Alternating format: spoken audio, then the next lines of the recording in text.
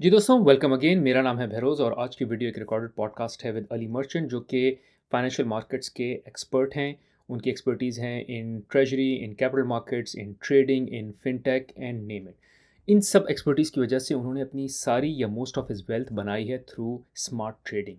और आज इसी पॉडकास्ट में वो हमसे शेयर करेंगे कि वो क्या टिप्स हैं, हैक्स हैं, ट्रिक्स हैं जो वो यूज़ करते हैं इन इस ट्रेडिंग, कि वो अपनी जो है इतनी वेल्थ जनरेट कर सकते हैं और एवरेज मार्केट रिटर्न्स को बीट कर सके हैं।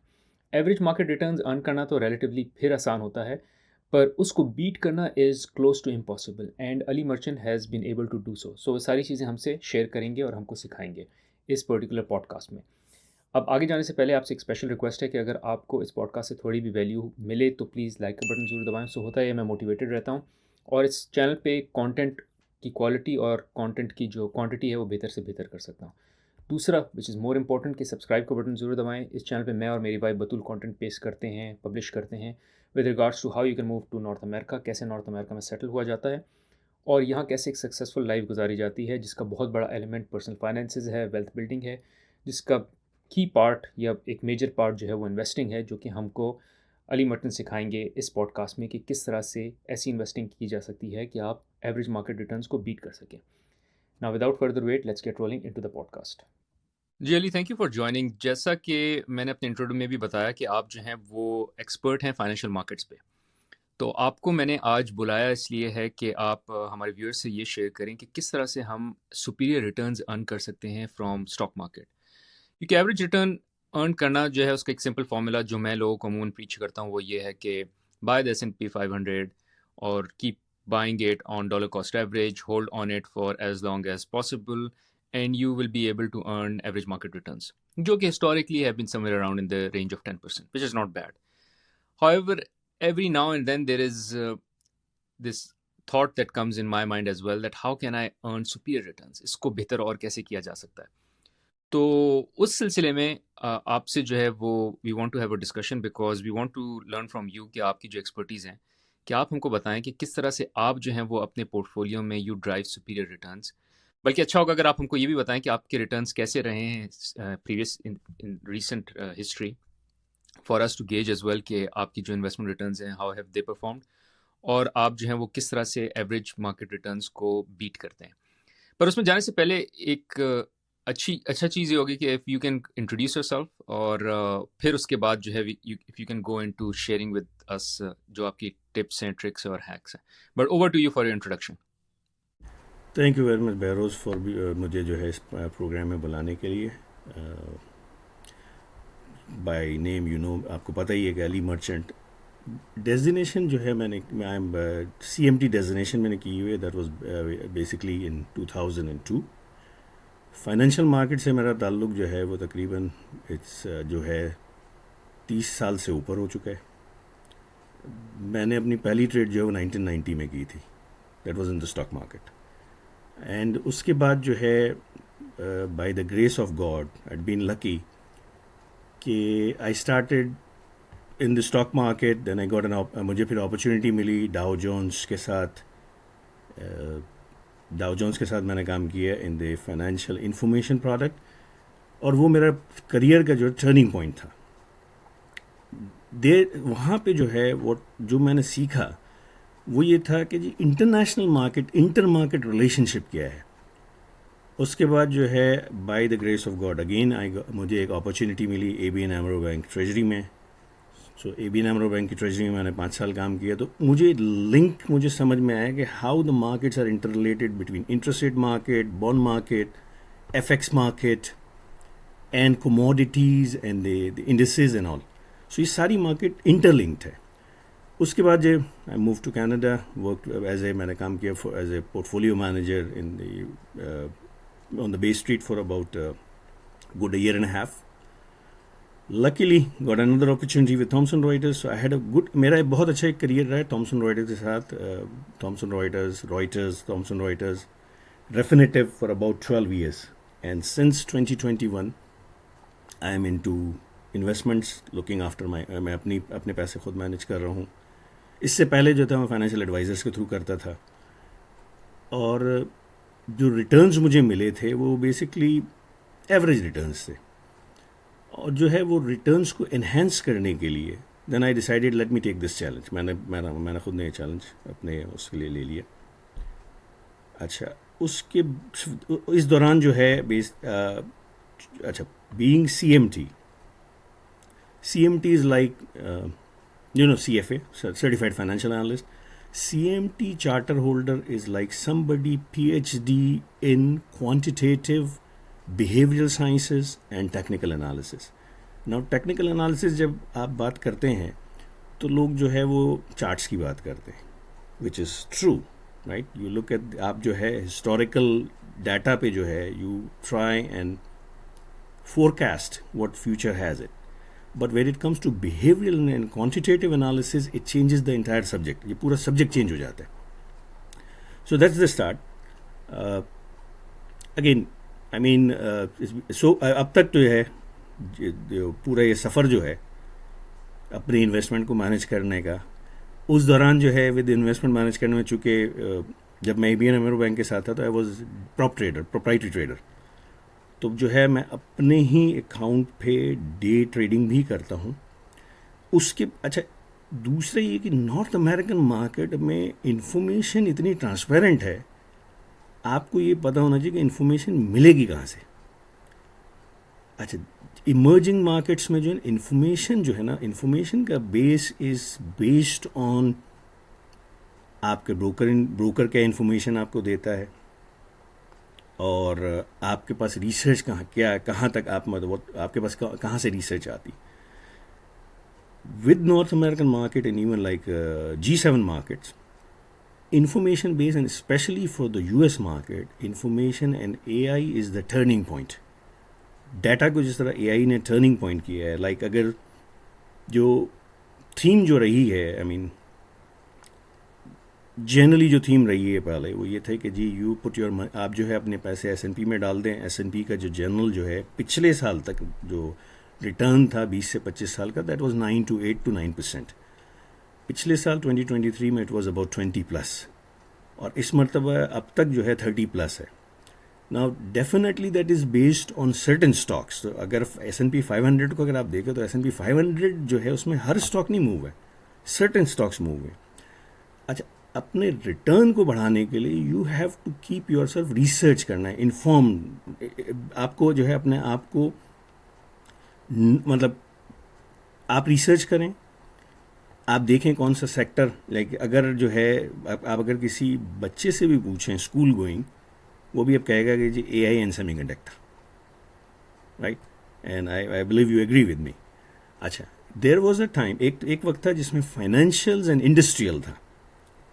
अच्छा, अगर आप पिछले लाइक से 1980, 1990, 2000 एंड 2010 के टॉप 10 ग्लोबल कंपनीज देखें तो इवन टू 1990, 2010 में आपको बैंकिंग की कुछ बैंक्स फर्स्ट 10 में रैंकिंग में आ जाती थी। इस वक्त जो है Apple, Google, Amazon, Meta, Tesla, ये सारी कंपनी जो है वो टॉप उसमें आती है। Nvidia, right? ये $1 ट्रिलियन कंपनीज है, राइट?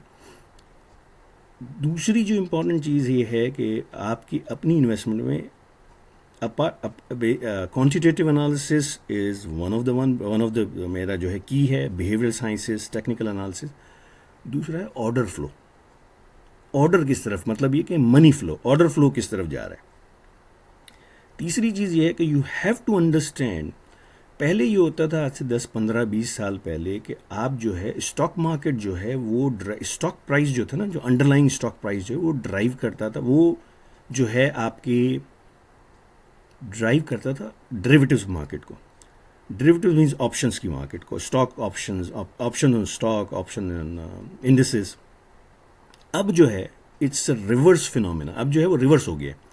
ऑप्शन मार्केट जो है वो इतनी बड़ी हो गई है, एंड स्पेशली जब से ये सेम डे एक्सपायरी के options, spy which is the S&P 500 का ETF है, और QQQ विच इज़ जो कि नैस्डैक का ETF है, इसमें सेम डे एक्सपायरी एंड जब वीकली एक्सपायरी के जो है ऑप्शंस इंट्रोड्यूस हुए हैं, तो option market is the driver. पहले stock price was the driver. तो आपको जो है अच्छा, अली आप थोड़ा एक्सप्लेन करेंगे ऑप्शंस मार्केट क्या होती हैं और how do they work, because अब I think you'll start to relate कि ऑप्शंस में क्या हो रहा है and how it's impacting the stock market. तो थोड़ा सा अगर वो भी एक्सप्लेन कर दें व्यूअर्स को, थैंक यू। Sure.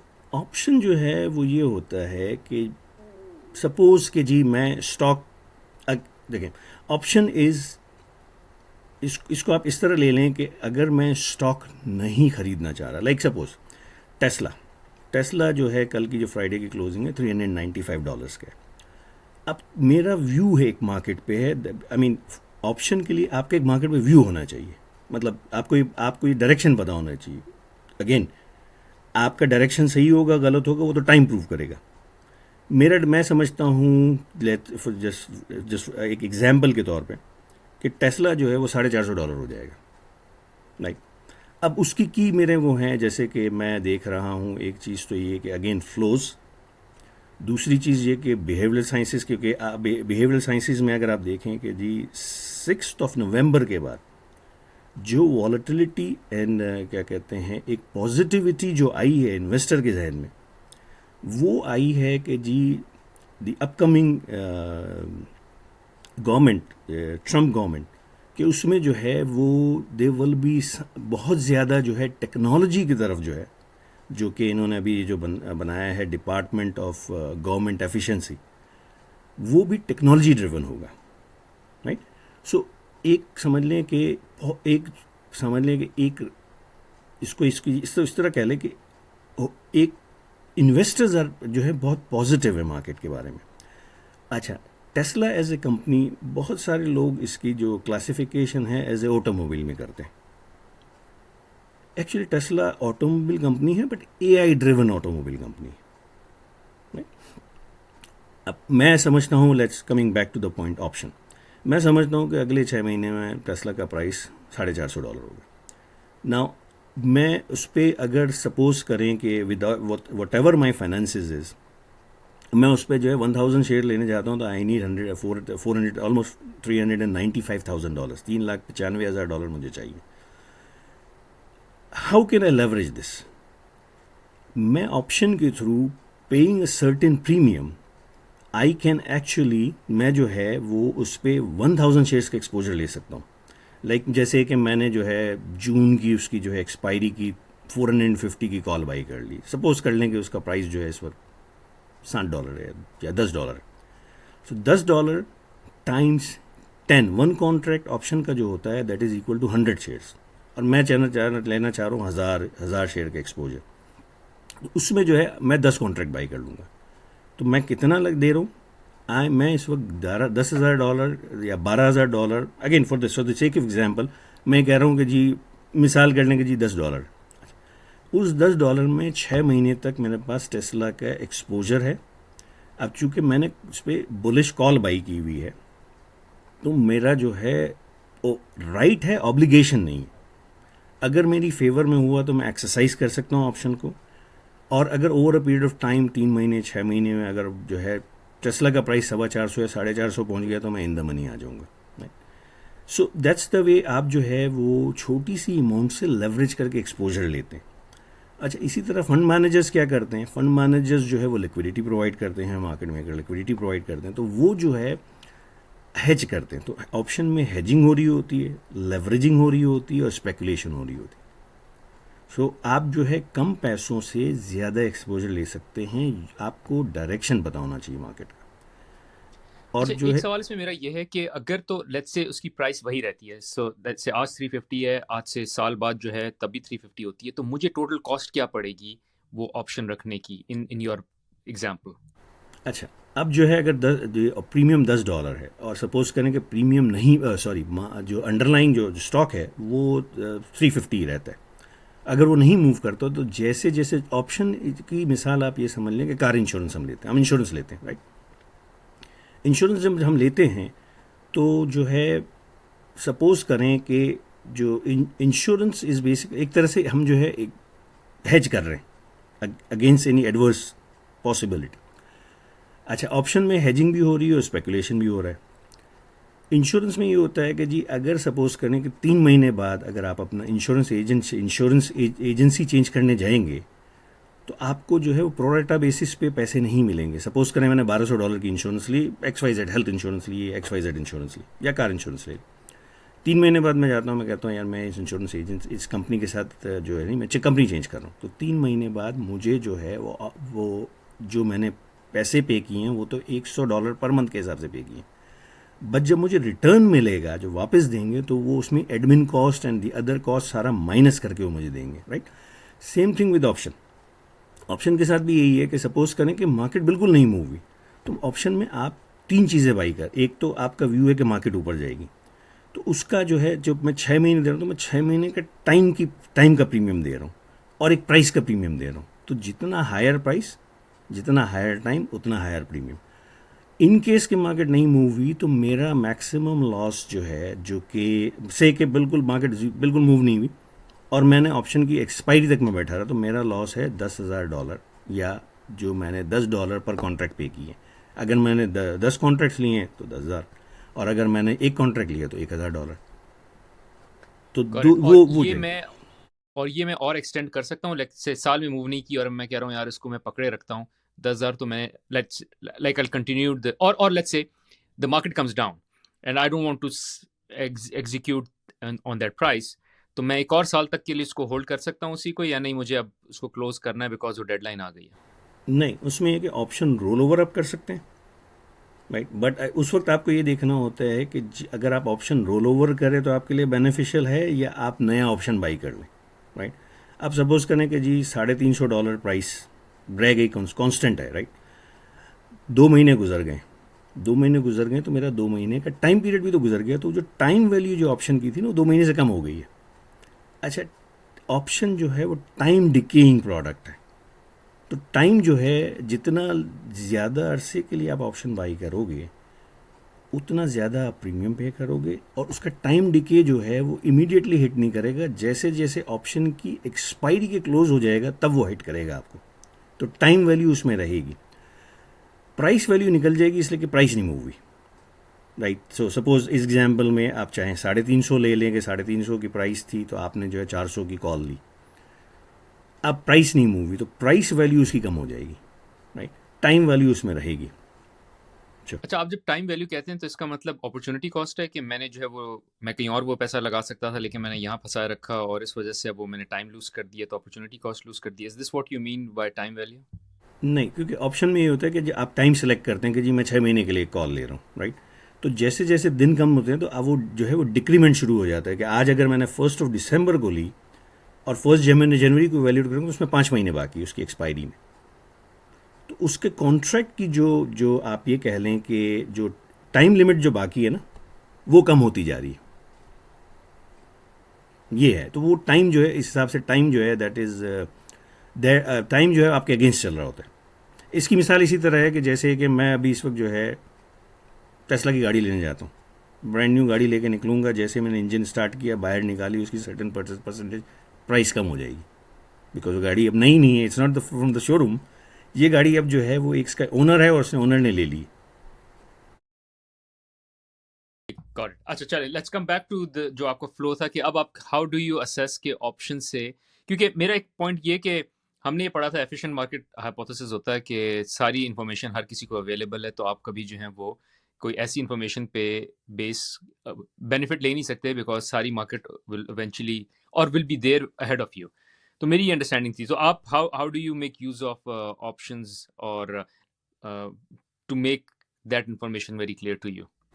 अच्छा, यूएस में एक रेगुलेशन है, वो रेगुलेशन ये है कि कोई भी fund which is more than $100 million उसे F13 फाइलिंग करनी होती है अगर वो कहीं अपने पोर्टफोलियो में चेंज करे। जैसे सपोज करें कि वॉरेन बफेट का फंड है, अगर उसने कोई अपने पोर्टफोलियो में कोई चीज़ ऐड की या कम की, they have to report within 24 to 48 hours. Option की ट्रांजैक्शन जो है वो आपको रिपोर्ट नहीं करनी होती है until the either you want to exercise और एट द क्वार्टर एंड। मतलब इफ अगर आपने विद इन द क्वार्टर, अगर मैं ऑप्शन लेता हूँ और मैं जो है उसको रन करता हूँ, I don't have to report, मुझे रिपोर्ट नहीं करना, मुझे रिपोर्ट इसी सूरत में करना है जब मैंने एक्सरसाइज करना है। अच्छा, अब ये हो रहा है कि चूँकि मार्केट का साइज़ बहुत बड़ा है और मार्केट में प्लेयर्स बहुत ज़्यादा हैं, कुछ प्लेयर्स जो है वो मालूम जो नहीं बताना चाहते इन जनरल मार्केट को कि जी वो क्या ले रहे हैं क्या बेच रहे हैं, तो वो ऑप्शन के थ्रू ट्रांजैक्शन करते हैं एंड देन जब वो एक्सरसाइज करते हैं तब मार्केट को पता चलता है। अच्छा, इसीलिए मैं कह रहा हूँ कि ऑप्शन के फ्लोज बहुत इंपॉर्टेंट है। तो ऑप्शन के फ्लोज जो हैं, अगेन एज एन इन्वेस्टर अगर आप देख रहे हैं, अगर आप रोज़ाना ना फॉलो करें, आप on a weekly basis follow कर लें, और बहुत सारे इन्फॉर्मेशन की मतलब समझ लें कि स्पेशली बिग डाटा ने जो है वो तो समझ लें कि इन्वेस्टमेंट की इंडस्ट्री को ही चेंज कर दिया। आप देखें, मुझे 100% यकीन है कि आप पिछले 10, 12, 15 सालों से स्टॉक मार्केट्स देख रहे हैं, राइट राइट। जो वॉलेटिलिटी आज स्टॉक मार्केट के अंदर है, वो वॉलेटिलिटी जो है वो अगर आप 2008 से पहले चले जाएं, वो वॉलेटिलिटी नहीं थी। आपको पता है कि पिछले साल जनवरी में, अगेन मैं जो है टेस्ला के साथ कंटिन्यू करूंगा, ये नहीं कि I am basically biased on Tesla, मैं किसी और स्टॉक को भी ले सकता हूँ, बट टेस्ला इज समथिंग, क्योंकि एक तो इलॉन मस्क का करिश्मा, then he is coming in the government, so I mean आराम से लोगों की समझ में आ जाता है, और रोड पे भी नज़र आ जाती है गाड़ियाँ बहुत सारी आजकल। उसमें जो है टेस्ला का लास्ट ईयर जनवरी के फर्स्ट वीक का लो था $104, 102। इस साल का हाई जो है 395 है। ये मूवमेंट अगर आज से 20 साल आप पहले चले जाएं तो ये 3, 4, 5 सालों में होता था। अब ये वॉलेटिलिटी, टेस्ला की जो डेली प्राइस मूवमेंट है ना, average trading range for the day, it's not less than $8 to $9, right. अच्छा, जो है स्टॉक मार्केट के अंदर, इन्वेस्टमेंट्स के अंदर, इफ़ यू आर, अगर आप जो है, जैसे बहुत सारे लोग जो एक मिस्टेक करते हैं, जो मैंने भी की थी, आप इन्वेस्टमेंट एडवाइज़र ड्रिवन चले जाते हैं। अच्छा, इन्वेस्टमेंट एडवाइज़र क्या करता है कि चूँकि आपके रिटर्न्स क्यों अच्छे नहीं होते, इसलिए इन्वेस्टमेंट एडवाइज़र जो है वो ज़्यादातर म्यूचुअल फंड्स में डाल देगा, अपनी कंपनी के फंड्स में डाल देगा। कुछ बहुत ज़्यादा हुआ कि आपने कहा जी मैं जो है हाई रिस्क क्लाइंट हूँ, तो कुछ डेरिवेटिव्स प्रोडक्ट्स में डाल देगा, राइट। इन सब का जो है वो रिटर्न जो है वो ओवरऑल जो है वो 6, 7, 8, 10% से ज़्यादा नहीं होगा साल का। अच्छा, इसमें जो है अगर कोई थोड़ा सा सेंसिबली करे कि जी 10 to 20% जो है वो सेल्फ डायरेक्ट इन्वेस्टमेंट में डाल दे, और वो थोड़ा सा मार्केट्स को पढ़ता रहे। अच्छा, इन्फॉर्मेशन अब इतनी ज़्यादा अवेलेबल है in terms of news, in terms of research, free research, आपको मार्केट का आइडिया हो जाता है कि कौन सा सेक्टर मूव हो रहा है। अब अगर आप पिछले, ये तो मैंने कभी आपको टेस्ला की मिसाल दी थी कि पिछले साल का लो जो है जनवरी का 102 है, 101 है, और 395 फ्राइडे का हाई है। Let's go to Apple. Apple का जो है पिछले साल जनवरी का लो है 194 पॉइंट समथिंग, सो कहना है 124 point something, that is 125। Apple का हाई जो है 245 प्लस पे है इस साल, राइट। सो कहने का मकसद ये है कि इफ़ यू डू, आप थोड़ा सा रिसर्च करें, यू कैन एक्चुअली, आप जो है अपने रिटर्न्स को जो है एनहांस कर सकते हैं, आप अपने रिटर्न्स को एनहांस कर सकते हैं। और उसके लिए थोड़ा सा एजुकेट करने की भी ज़रूरत है कि आपको जो है थोड़ा सा एजुकेट करें अपने आप को। अगेन मैंने कहा ना, जब मैं थॉमसन रॉयटर्स के साथ मैंने काम किया, Thomson Reuters financial information provide करता है, मैंने ब्लूमबर्ग टाइप टर्मिनल्स की स्टेशंस यूज़ किए। अगेन मैंने कहा नॉर्थ अमेरिका के अंदर आपके पास, आपको पता होना चाहिए कौन सी इन्फॉर्मेशन कहाँ से मिलेगी। और मैं इस वक्त जो है, जो इन्फॉर्मेशन का बेस मेरे पास है, मैं हार्डली कोई कॉस्ट पे कर रहा हूँ। अगर मैं ब्लूमबर्ग यूज़ करूँ तो Bloomberg is about $2,500 plus a month, Thomson Reuters $2,200 plus a month. ये प्राइसेस मुझे पता है आज से 2 साल पुरानी, लेकिन फ्रैक्शन ऑफ प्राइसेस में आपको इन्फॉर्मेशन मिल जाती। दूसरा ये कि थोड़ी सी एनालिटिकल, आप इंक्यूजिटिव हो, आप जो है ना, आपको खोज लगाने की आदत हो कि जी मैं थोड़ा सा जो है वो खोज लगाऊं, थोड़ा सा वीकेंड्स पे टाइम लगाऊं।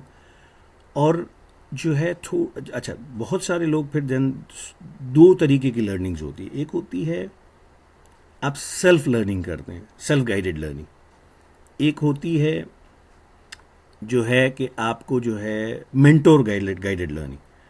हमारे यहाँ लोग प्रेफर करते हैं self guided learning, self guided learning again, जैसे मैंने बताया कि जी मुझे 20-25 साल हो गए हैं, 25 साल प्लस, 30 साल प्लस हो चुके हैं, तो मैंने भी सेल्फ गाइडेड लर्निंग को ही चूज़ किया था इनिशियली। इसका रास्ता बड़ा लंबा होता है और एक्सपीरियंसेस जो हैं वो बड़े तवील होते हैं, मतलब आपके अप एंड डाउन्स होती रहती। मेंटोर, या आप किसी मेंटोर बनाए, या बुक्स या मेंटोर। मैंने फिर इवेंचुअली जो है, जब मैं सीएमटी कर रहा था तब मुझे अंदाज़ा हुआ कि यार books and mentor is very important. तो I came across a lot of mentor like Ralph Acampora. वो 70-75 साल का इज़ इनटू इट, और वो बेसिकली प्रुडेंशियल बेच, और आई थिंक प्रुडेंशियल बेच का जो था वो टेक्निकल एनालिस्ट था। तो सीएमटी के जो है उसकी बेसिस पे मुझे काफ़ी सारे जो है वो डिफरेंट मेंटोर्स मिले। जॉन बोलिंजर, वो भी अपने 70 साल की एज में, लैरी विलियम्स। अब लैरी विलियम्स के बारे में तो मशहूर है कि लैरी विलियम्स मशहूर नहीं बल्कि ही इज़ डन इट। उसने $10,000 का $1 मिलियन बनाए थे एक साल की ट्रेडिंग में, फ्यूचर्स ट्रेडिंग में। अच्छा, दूसरी चीज़ ये कि स्टॉक ट्रेडिंग के अलावा जो एक दूसरी दुनिया है, जो बिल्कुल डिफरेंट वर्ल्ड है, वो है फ्यूचर्स की ट्रेडिंग। हाईली लेवरेज्ड, बट मैं यूज़ करता हूँ फ्यूचर्स ट्रेडिंग को डे ट्रेडिंग के लिए, क्योंकि लेवरेज्ड है। अच्छा, जितनी भी अब जब मार्केट मेकर का कॉन्सेप्ट आपको पता है कि मार्केट मेकर लिक्विडिटी प्रोवाइड करता है मार्केट्स का, मतलब स्टॉक्स में, ऑप्शंस में। मार्केट मेकर भी कभी कभार जो है उनकी पोजीशन स्क्वीज हो जाती, तो वो जो है फ्यूचर्स में जाके हेज करता है। तो आपको ये पूरी साइकिल समझ में आ जाए कि ये किस तरह मैकेनिज्म चल रहा है, then you can enhance your return to the extent के जी यू विल बी सरप्राइज। आप खुद जो है वो सरप्राइज हो जाएंगे। अच्छा अली, मुझे कोई एग्जांपल देंगे किस तरह आपने इन पास्ट जो है वो ये इंफॉर्मेशन फ्लो को जो है एक्सरसाइज किया, उसको ट्रेस किया और कोई सक्सेसफुल ट्रेड की जिसमें you were able to make money? Just to substantiate कि किस तरह से आपने कोई इस तरह की कोई ऑप्शंस देखी हों। आप टेस्ला की तो एग्जांपल यूज़ करें, बट वो एक एग्जांपल है, but would be nice to know कि कोई ऐसी चीज़ जो आपने खुद एक्सपीरियंस की हो और उसमें जो है you were able to figure out कि ये स्टॉक था, मैंने लिया था, इस तरह से इंफॉर्मेशन फ्लो थी, ये मैंने मालूम किया, उसको मैंने खरीदा and it turned out to be this and this is how much I made. Is there some example that you can share? Like जैसे कि Q1 की मोस्ट, आई थिंक Q1 की जो एप्पल की अर्निंग्स थी, जिसके अराउंड जो है मार्केट में एक न्यूज़ चली थी कि वॉरेन बफेट ने 13% अपना स्टेक बेच दिया एप्पल के अंदर। अच्छा, नाउ हमें जो एक चीज़ समझनी चाहिए कि जो मार्केट कभी इन्फॉर्मेशन देती है, हम जो है वो उसको उसी तरह ले लेते हैं जिस तरह के मार्केट इन्फॉर्मेशन देती। एप्पल की अर्निंग ड्यू थी मार्केट में, आई थिंक ये Q1 की अर्निंग्स थी if I am not wrong. तो जो है मार्केट्स ने जब अच्छा, एप्पल को भी पता था कि 13% स्टेक जो है वॉरेन बफेट ने जो है बेच दी है ना। उसका ये हुआ कि मार्केट जो है बहुत ज़्यादा नेगेटिव हो गई एप्पल के बारे में। एंड देन उसके बाद मैंने ये देखा कि एप्पल के अंदर फ्रीक्वेंट अनयूजुअल ऑप्शन एक्टिविटी होना शुरू हो गई। मार्केट इन जनरल, यानी कि अगर आप चले देखें, एक इंस्टीट्यूशनल मार्केट है। अब इंस्टीट्यूशनल मार्केट में भी इंस्टीट्यूशनल मार्केट 3 जगह डिवाइडेड है। एक है लार्ज फंड्स।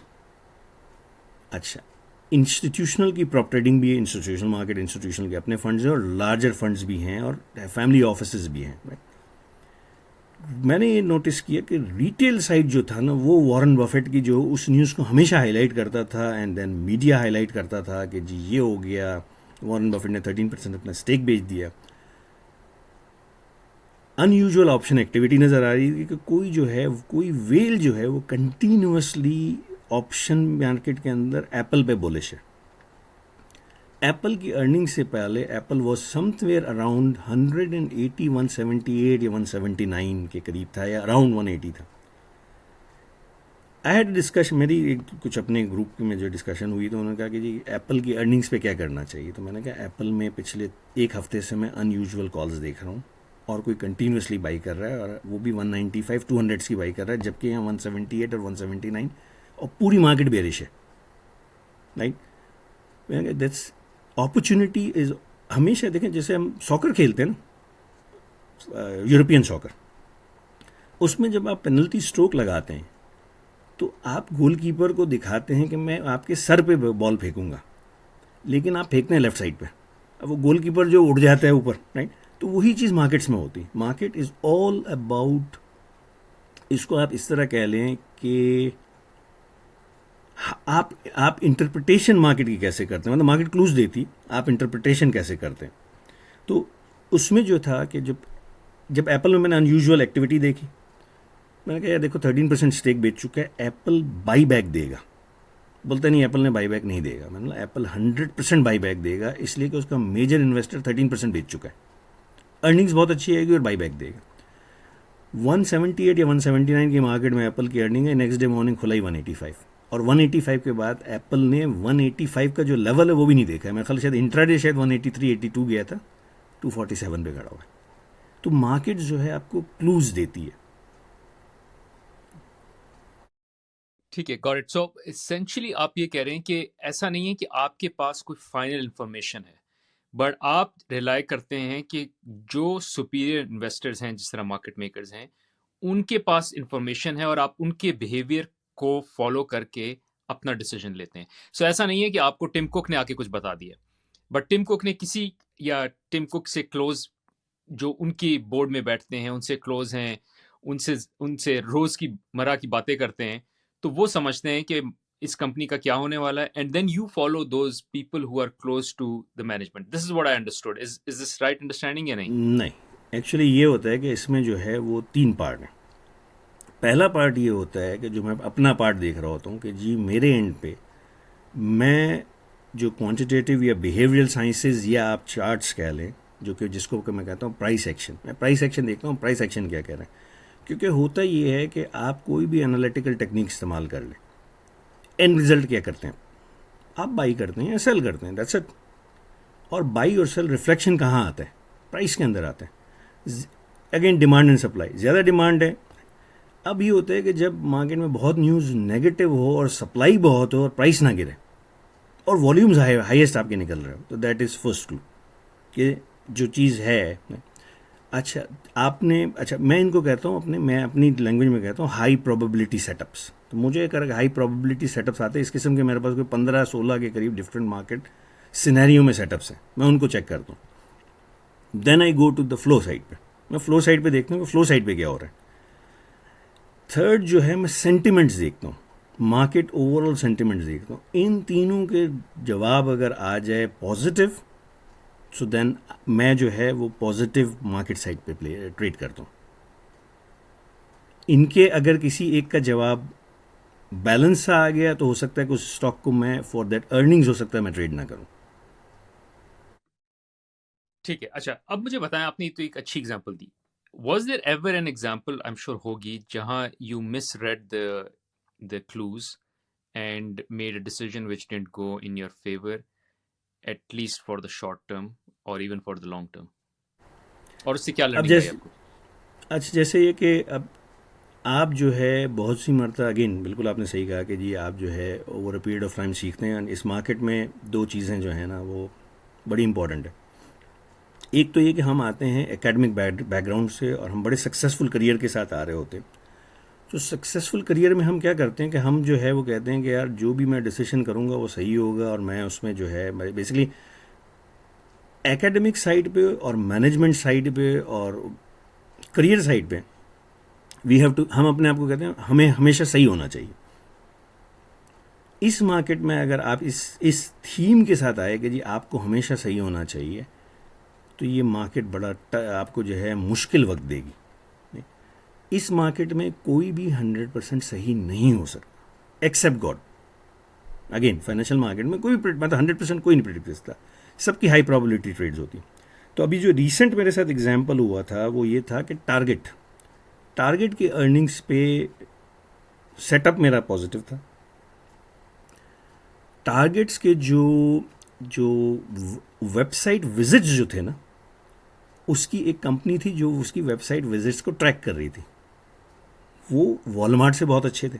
अच्छा, वॉलमार्ट की अर्निंग बहुत अच्छी आई थी उससे पहले, उससे एक दिन पहले वॉलमार्ट की अर्निंग आई थी, इट वाज गुड अर्निंग।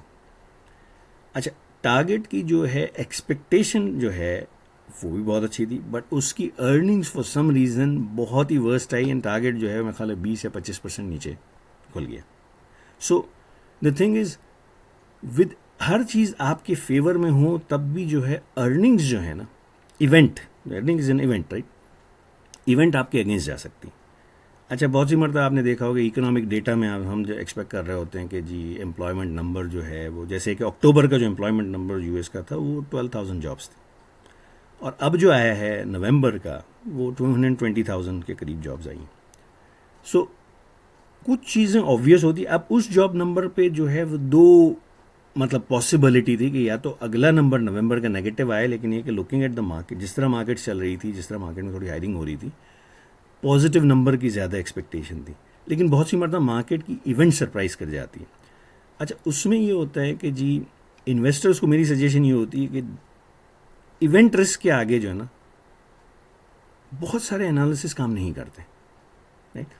अब इवेंट जो है वो अभी इस वक्त जो है, अगर यूएस के इंटरेस्ट रेट की डिसीजन पे चले जाएं, जैसे अब कनाडा पे आ जाएं, कनाडा की जो है लास्ट फ्राइडे, नॉट ये जो अभी जो पिछला फ्राइडे गया ये नहीं, इससे पहले एक वीक पहले कनाडा की इंटरेस्ट रेट में 70% प्रोबेबिलिटी जो थी, 68% प्रोबेबिलिटी थी 25 बेसिस पॉइंट कट की, जो बैंक ऑफ कनाडा की जो मीटिंग है 11 दिसंबर को। लेकिन जो जॉब नंबर आया है, जॉब लॉसेस जो है, अनएम्प्लॉयमेंट इज अबाउट 6.8%, ये कोविड से भी हाईएस्ट है कनाडा का इस वक्त, राइट। इस वक्त जो Canadian bond market, FX market, even TSX सब एक्सपेक्ट कर रहे हैं 50 बेसिस पॉइंट्स कट की, और 50 बेसिस पॉइंट का कट की जो प्रोबेबिलिटी इज मोर देन 80% लो। तो एक वीक में जो है वो इवेंट रिस्क जो था ना उसने चेंज कर दिया। तो कहने का मकसद ये कि सेफ एंड सिक्योर खेलना है तो इवेंट रिस्क के आगे आप ट्रेड ना करें, राइट। आप थोड़ा सा जो है एग्रेसिव कह लें, या आप इसको ये कह लें कि you are high risk taker, तो फिर आप इवेंट रिस्क के आगे खेलें, मतलब ट्रेड करें, you take any position. Otherwise medium risk and low risk, आपको अर्निंग्स जो है उसमें जो है कोई ज़रूरत नहीं। अर्निंग्स आने के बाद भी जो है, मतलब एप्पल के बाईबैक आने के बाद भी जो है 185 से वो 200 प्लस तो चला गया था, बाईबैक्स आए तो उसके बाद ही गया, बाईबैक्स की वजह से गया।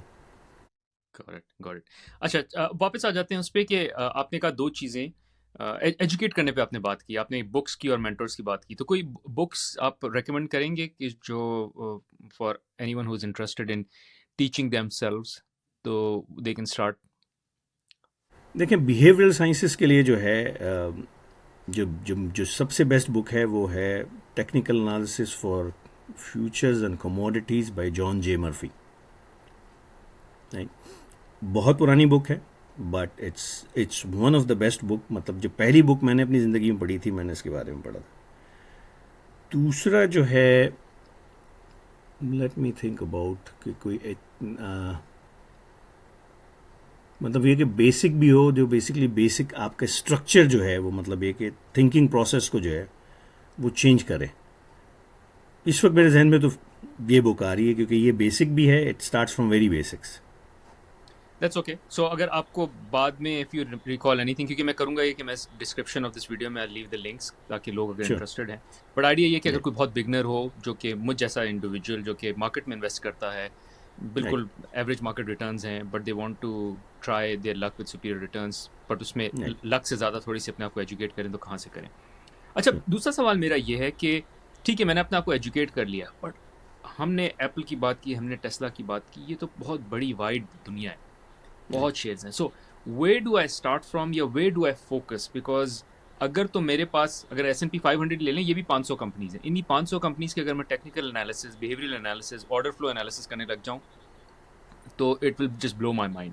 सो for someone who is very much of a beginner, आप उसको क्या गाइड करेंगे कि focus here, start from here and then expand? उसमें ये कि सबसे पहले तो जो है वो सेक्टर एनालाइज करे कि जिस सेक्टर में जो है ही और शी इज़ इंटरेस्टेड, जिसमें कि वो इंटरेस्टेड हो। जैसे कि आजकल जो थीम है वो, again coming back to AI in semiconductor. अच्छा, AI सेमीकंडक्टर में $1 ट्रिलियन की भी कंपनियां हैं, और उसमें जो है वो बेसिकली $1 बिलियन की भी कंपनियां हैं। उसमें आपने देखना है कि नीश किसके पास है, राइट। अब एनवीडिया है, जैसे कि अब एनवीडिया के कस्टमर्स भी है, और एनवीडिया के जो है, मतलब एनवीडिया किसी का कस्टमर है और एनवीडिया के भी कस्टमर है। तो उसमें ये कि सबसे पहले आप ये देखें कि जी उसका बिजनेस डिस्क्रिप्शन क्या है, बिजनेस डिस्क्रिप्शन में उसका बायर कौन है और वो किससे बाई कर रहा है। वो जिससे बाई कर रहा है अगर वो भी अगर लिस्टेड कंपनी है तो वो आपका एक पोटेंशियल है। अच्छा, फिर उसको आपने ये डिफाइन ये करना है अपने आप को कि जी आप स्टॉक प्राइस जो है, स्टॉक प्राइस के हिसाब से देखें। जैसे कि एक कंपनी है O N semiconductor, on semiconductor, Nvidia जो है वो इसमें जो है अपना सेमीकंडक्टर में लीडर है, राइट। एनवीडिया का प्राइस जो है $140 है, ऑन का मुझे जो लास्ट याद था $70, राइट। अच्छा, फिर छोटी जो है जो थीम जो इस वक्त है वो एआई थीम है, राइट। अच्छा, एआई में कुछ कंपनियां ऐसी हैं कि जो basically can be the future के लीडर्स बन सकते हैं, राइट। तो उसमें ये है कि जी आपको जो है again sector theme and then see what price उसमें आप जाना चाह रहे हैं। सॉरी, मेरे फ्रेम मिल गई थी। किस प्राइस सेक्टर में आप किस प्राइस रेंज में आप ढूंढना चाह रहे हैं। Got it, very clear, this was helpful. अच्छा, मैं थोड़ा सा क्लोज की तरफ आ रहा हूँ because this has been wonderful, आपसे बहुत अच्छी इन्फॉर्मेशन मिली।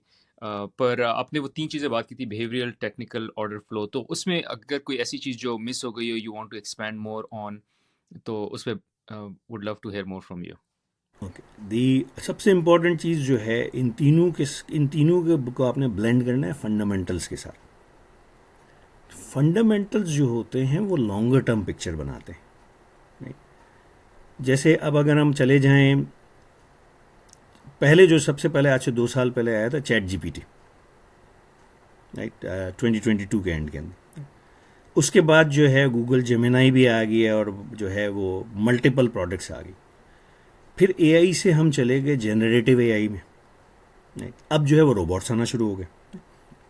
तो कहने का मकसद ये है कि जो है we have to actually look into theme, theme हमारी क्या है, राइट।